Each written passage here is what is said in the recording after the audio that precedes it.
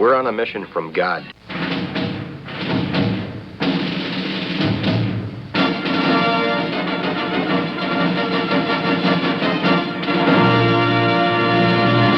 And now for something completely different.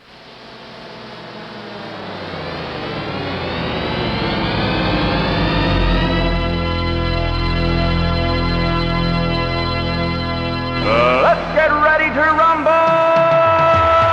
Yeah, baby, yeah! This is Pastor Jolly John Lukomski, coming to you from my home in Northfield, Minnesota. And this is Pastor Matt Youngblood Clark coming to you from my office here at Ascension Lutheran, where I serve as pastor in South St. Louis. And yes, last time we had the our 100 seconds of dumb jokes in celebration of the 100th anniversary, but I left one out, and I left that out particularly because I thought this was actually a pretty funny joke.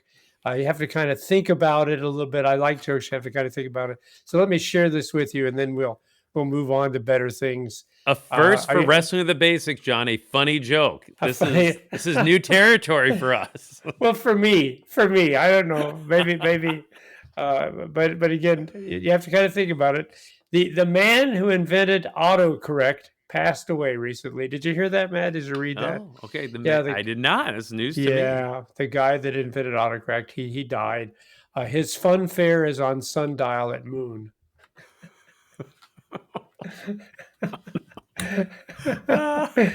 Yes, his fun fair is on Sundial at Moon. Oh no! So if only we had autocorrect. yes, yeah. So anyway, that kind of tickled me. So I thought that was worth sorting out from the others. But I want to get going right away here because you said to me, you texted me, and you said you wanted to talk about what, Matt? Well, first, John, I think your definition of what's funny, I think, is a little different from other people's. You really need to run these past Lynn before we do it. Before you do it. Oh, jeez. Okay, I'm sorry. All right. Yeah. Okay, I'm over it. All right.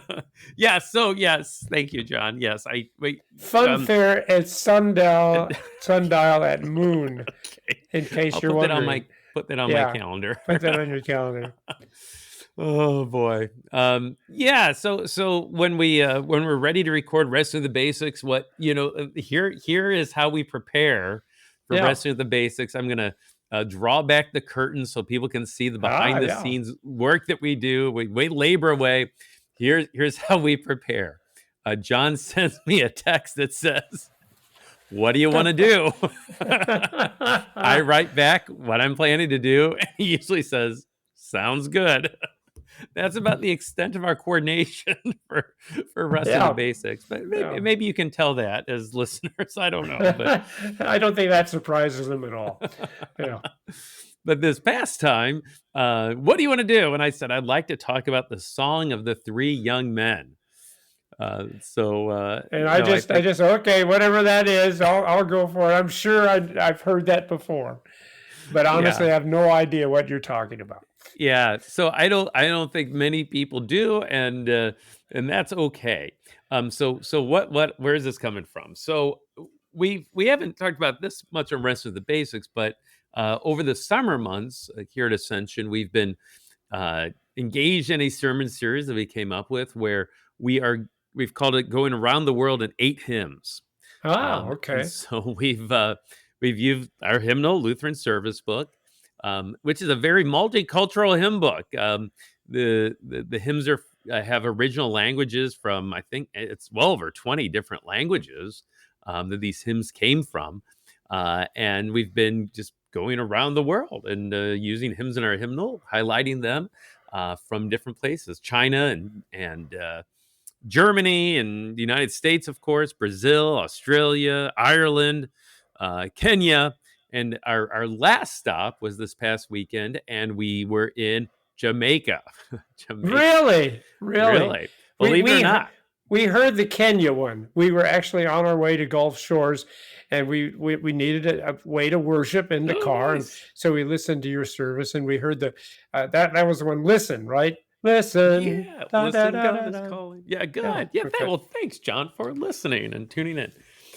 So there's a hymn in our hymnal that has a Jamaican tune, but Ah, the words are written by an American pastor, Steve Starkey, who served as a pastor up in Michigan, is retired now. But the hymn is "All You Works of God Bless the Lord."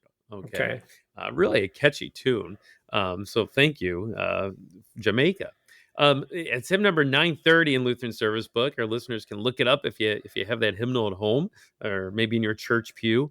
So when you have these hymns in the hymnal, they give you a little information on the bottom. You know, it says where the music's from, and again Jamaica, who wrote it, again Stephen Starkey, and then this hymn has an extra little note, and it says Ah, okay. this hymn is a paraphrase of the Song of the Three Young Men.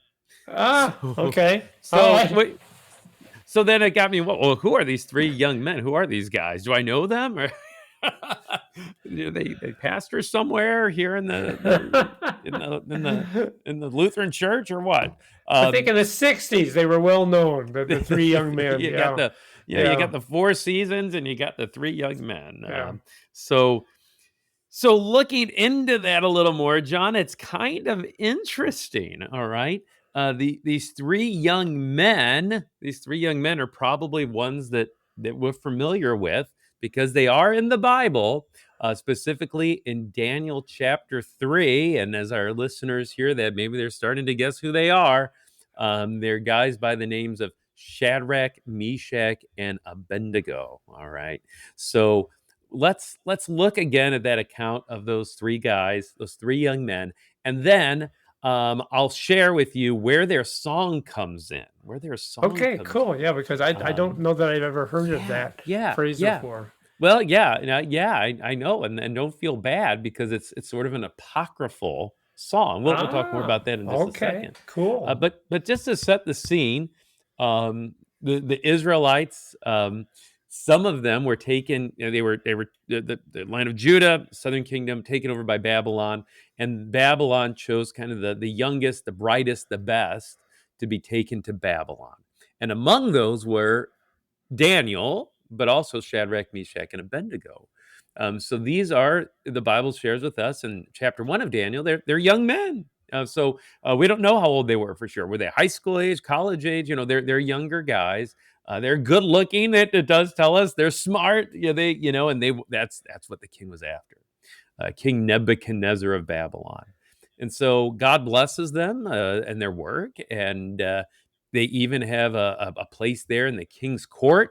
But then things go south, John, because the king builds a statue, right? This statue of gold.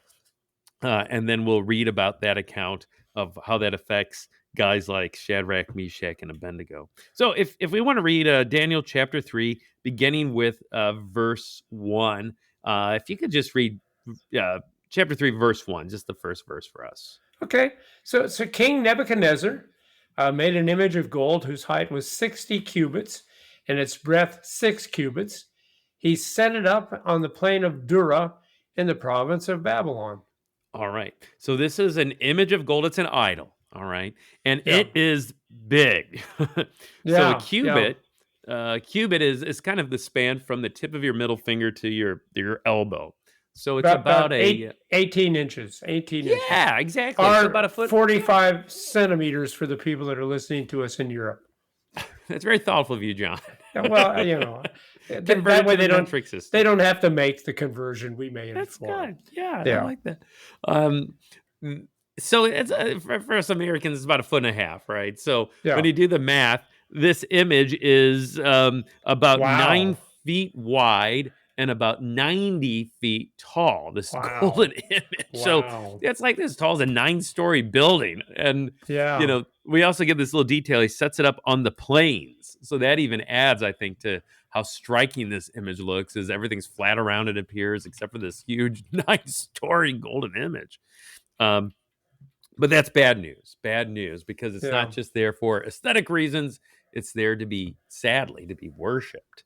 And that's what King Nebuchadnezzar commands. So we see this command of King Nebuchadnezzar then. Well, let's go ahead and skip down to verse 4. And let's read about what takes place there, verse 4 and following. You want me to go all the way through 7, Matt? Well, yeah, there's a little repeat. You can gloss over some of the instrument names, but yeah, through verse 7. Okay.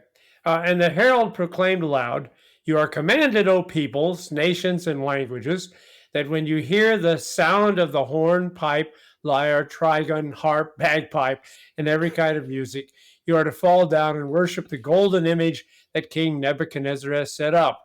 And whoever who does not fall down and worship shall immediately be cast into a burning, fiery furnace." And then, all right. Well, we can probably the stop people there. hear it. Yeah. So yeah, and maybe this is familiar to us from Sunday school. Maybe we're hearing this for the first time for some of our listeners. But this image is set up.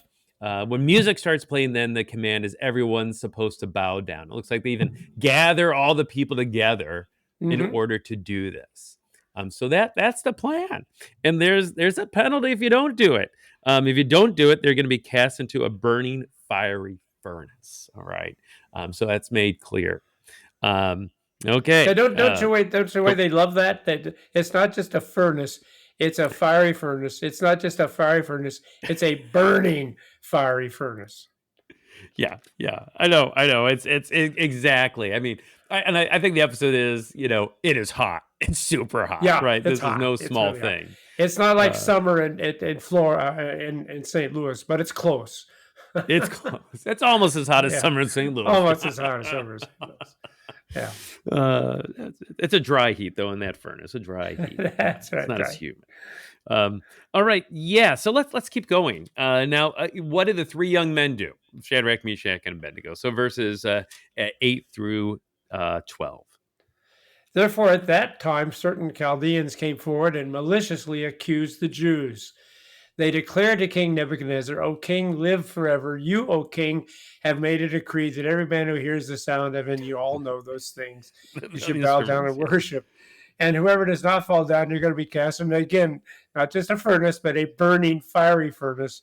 "There are certain Jews whom you have appointed over the affairs of the province of Babylon, Shadrach, Meshach, and Abednego. These men, O king, pay no attention to you. They do not serve your gods or worship the golden image that you have set up." There you go. All right. Certain Jews, they will not do this. Yeah. They do not serve your gods.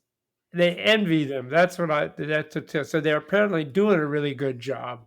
And their fellow workers don't like the fact that they're doing so good. Well, yeah. Well, they're foreigners, right? They ain't from around here, and yet they're set up as part of the king's court. Even it seems, some of his advisors are over some of the affairs of the land, and now they even have the audacity to not obey the king, and they don't worship his golden image. So yeah, they're out to get him, and they do not hesitate. It seems to report this to the king Nebuchadnezzar and tell on them, right? Bring it to his attention. So then the king Nebuchadnezzar drags them before him, and he questions them. Why are you not serving the gods, right? The gods, and specifically this idol that I've set up, right? Then he gives them kind of an ultimatum. If you want to read verses 15 and 14, John, we've got more instruments named. Now, if you are ready when you hear the sound of the and every kind of music, to fall down and worship the image that I have made, well and good. But if you do not worship, you shall immediately be cast not into just a furnace, but into the burning, fiery furnace. And who is the God who will deliver you out of my hands? That probably wasn't the right thing to say there at the end. Who is the God who will deliver you? Yeah. Yeah, no kidding. And this king who was probably worshipped as a god himself, right? In that culture, who is the God who will deliver you out of my hand, right? So, here you go. These three young guys, they're given a choice. Worship, just bow down like everyone else and you'll be fine. If you don't, though, I'm going to throw you in a burning fiery furnace, and you're going to die. You know, and, Yeah. and you picture maybe these 20-year-old guys just standing there. How are they going to answer? Well, here's how Shadrach, Meshach, and Abednego answer, verses 16 through 18. John. Isn't this just this is just such a beautiful answer. Yeah, it really is. It is. Shadrach, Meshach, and Abednego answered and said to the king, O Nebuchadnezzar, we have no need to answer you in this matter.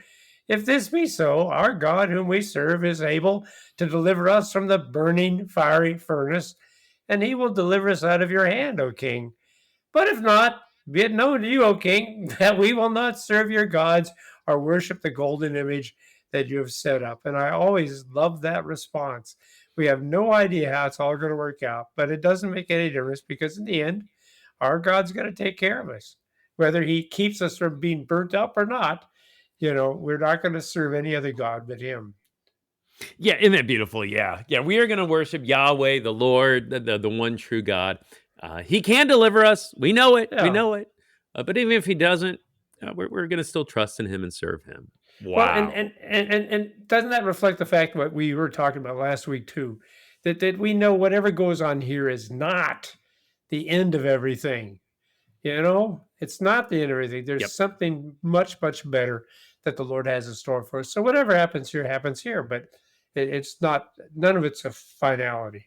Yeah, exactly. And again, even that worry, anxiety in the face of death, that the Lord's in charge, right? He can deliver us, and and even if he doesn't deliver us from a physical death in this case, he'll deliver us. It seems they have this confidence from an eternal death that we will be in him, right? All right. Well, we think it's a beautiful answer, but King Nebuchadnezzar does not. It makes him so mad that he's as hot as his fiery furnace with anger. So if you want to read verses 19 through 23, John, and give us a quick overview. Then Nebuchadnezzar was filled with fury, and the expression of his face was changed against Shadrach, Meshach, and Abednego. He ordered the furnace heated 7 times more than it was usually heated, and he ordered some of the mighty men of his army to bind Shadrach, Meshach, and Abednego, and to cast them into the burning, fiery furnace. Then these men were bound in their cloaks, their tunics, their hats, and other garments, and they were thrown into the burning, fiery furnace. Because the king's order was urgent and the furnace overheated, the flame of the fire killed those men who took up Shadrach, Meshach, and Abednego. And these 3 men, Shadrach, Meshach, and Abednego, fell bound into the burning, fiery furnace. Yeah. So there's no doubt about it, right? It's 7 times hotter. Those who brought them up even died because of the intense heat. If I remember right, the Hebrew word for furnace there really is kind of like the word for kiln. So we think of a huge, kiln used to heat pottery, right? Or make bricks. Yeah. That's the type of thing that they're being thrown into. So it does not look good for Shadrach, Meshach, and Abednego. However, we hear verses 24 and 25, and then I promise we'll get to the song of the 3 young men. But let's read these 2 verses first. Well, I just want to point out this is so hot that, as it said, the people that threw them in were already dead. Oh, yeah. Yeah. Then King Nebuchadnezzar was astonished and rose up in haste. He declared to his counselors, "Did we not cast 3 men bound into the fire?" They answered and said to the king, "True, O king." He answered and said, "But I see 4 men unbound, walking in the midst of the fire, and they're not hurt. And the appearance of the 4th is like a son of the gods." Yeah, thanks, John. So here they are. Nebuchadnezzar's looking into the furnace to see what happens, right? And they're walking around. He casts 3 into the furnace. He sees 4, right? The one looks like a son of the gods. It's like it's hard for him to explain even who this 4th one is, but he can tell it's special. And they're walking. Verse 25. It's just interesting. I see them, all 4 of them, walking in the midst of the fire, and they're not hurt, right? So they're just kind of walking around in the fire, talking to each other. It seems. So it's from this. It's right here that the Septuagint, we talked about this last week. Okay. So the Septuagint is the Greek translation of the Old Testament. So Old Testament first written in Hebrew, then later translated into Greek. And the Septuagint then here includes this song that Shadrach, Meshach, and Abednego sing in the fiery furnace. So I think that's just interesting, John. Really? So it's in the Roman Catholic Bible too. Yeah. And you can find in the Septuagint, but there's the song that they sing while they're in the midst of the flames, which I think is Huh. remarkable. That You is know, remarkable, especially so when you did remember the Septuagint it's not a device unto itself. It was a Greek translation of the Hebrew. So apparently, at yeah. some point, there must have been a Hebrew text that also included this song. Yeah, Yeah, so we don't have it in our Bibles, the English Standard Version that many of us use, us Lutherans use, and the Lutheran yeah, Study Bible uses. It doesn't include it, and that's because no, it was not in the original Hebrew. Okay, and yeah. we're sticking to that. But that is interesting. That pretty early on included was the song of the three young men. So did they sing these actual words of the song? Well, perhaps so. And we even have hymns now in our hymnal based upon it. But the song of the three young men. So I'm going to share just a little bit of that with you, John. Okay, It's kind of a long song, so I'm not going to share the whole thing. But here, this is just interesting. So here's how it begins. It says this little detail I'll include here. Now the king's servants who threw them in did not cease feeding the furnace fires with pitch and brush, and the flames streamed out from the furnace 49 cubits. So it talks about how hot it was a little more. And it broke through and burned those of the Chaldeans, the Babylonians, who it caught about the furnace. So again, those who brought him in got burned. But the angel of the Lord came down into the furnace with Azariah and his companions. So that's another name Hmm. for Shadrach, Meshach, and Yeah. Abednego. But and drove the fiery flame out of the furnace and made the midst of the furnace like a moist whistling wind, so that the fire did not touch them or hurt them at all. So it's like they weren't even hot in the furnace. It kind of reminds me of Daniel and the lions. And God closed the mouths of the lions to save him, and here we get this picture of God sending a cooling breeze to comfort them in the midst of the flames. But then here's the song. It says, then the three, as with one mouth, praised and glorified and blessed God in the midst of the furnace, saying, and it's a long song, but I'll just share some of it. Blessed art thou, O Lord, God of our fathers, and to be praised highly exalted forever. Blessed is thy glorious holy name, to be highly praised and exalted forever. Blessed is thou in the temple of the holy of thy holy glory, to be extolled and highly glorified forever. So we have this refrain, after every line, to be praised and highly exalted forever. But the lines talk about, I'm just going to read some of those main lines. It says, bless the Lord, all you works of the Lord. Bless the Lord, you heavens. Bless the Lord, you angels of the Lord. Bless the Lord, you waters above the earth. Bless the Lord, all you powers. Bless the Lord, you sun and moon. Bless the Lord, your stores of heaven. Bless the Lord, you rain and dew. Bless the Lord, all winds. Bless the Lord, fire and heat. Imagine saying that in the midst of a fiery Oh furnace. my, yeah. And then it goes on and on and on. Bless the Lord, dews and snows, on and on, until finally it ends with, give thanks to the Lord, for he is good, for his mercy endures forever. Okay. Um, but it's remarkable that they sing this song where they bless and praise the Lord in the midst of the flames of fire. And how can they do that? And it's they bless the Lord because, well, the Lord first blessed them, right? He saved them. He preserved their life. This act of deliverance, even in the midst of flames. And so all they can do is sing and bless the Lord. So anyway, any thoughts, John? I just think that's kind of cool. That's Well, that idea of them blessing the Lord and singing in the midst of the fire. and I think it segues really well with what we had last week about the fact that there are fears, and certainly there's nothing more fearful than to be thrown into a fire that's so hot that people even get close to it and they get burned up. And yet we talked about how God makes his promises, and people responded also then with praise to him. I like the fact that they're doing it right in the midst of it, because somehow they've come to understand that God, well, they understand because it's actually happening right before their eyes, that God is preserving them in the midst of all this trial and struggle.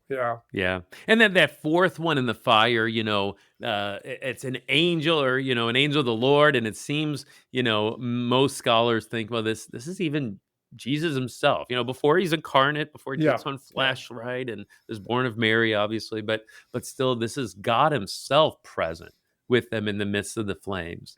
I just think of, our own lives, and, the figurative fiery furnaces that we encounter, right? All kinds of, worry and suffering and sickness and even death. And yet, the Lord doesn't promise to save us from those things. He doesn't promise to save us from fiery trials in this life, in this fallen world. But he most certainly does promise to be with us in the midst of those fiery times, right? In the midst of those worries and sicknesses and even death itself. That's his promise. And because of that, we can face those things and bless the Lord. Bless the Lord, no matter what, because he is with us.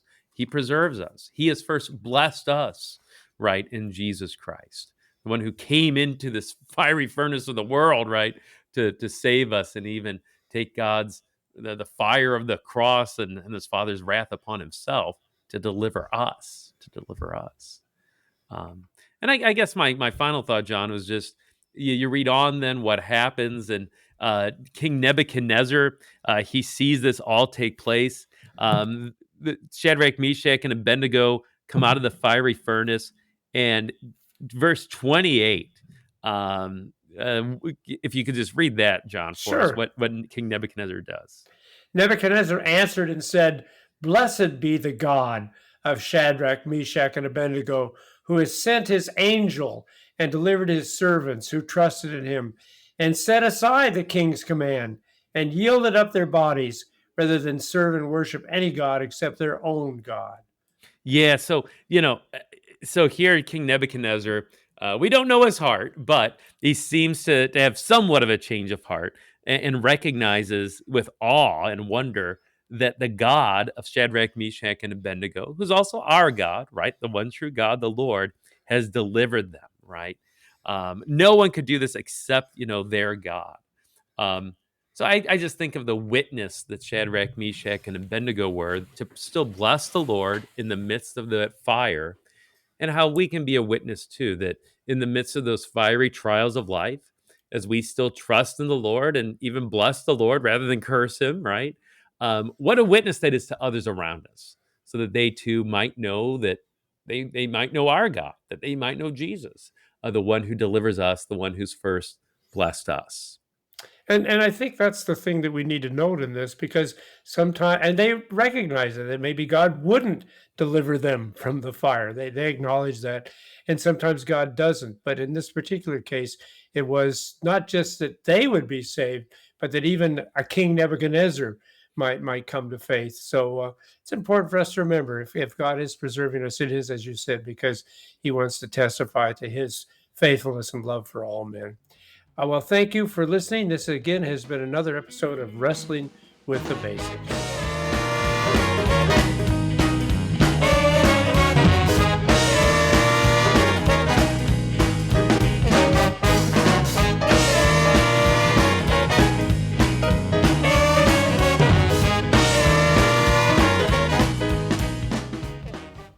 Showing support for KFUO is now easier than ever. You can sport a KFUO shirt, swag, or even socks by visiting our online store. Go to kfuo.org/store and order high-quality KFUO-branded merch. You no longer need to wait for our annual share-a-thon for a chance to show your KFUO spirit. Visually share and wear this ministry out in the world by checking out our selection. Every purchase helps to support our proclamation of Christ for you, anytime, anywhere. Go to kfuo.org/store.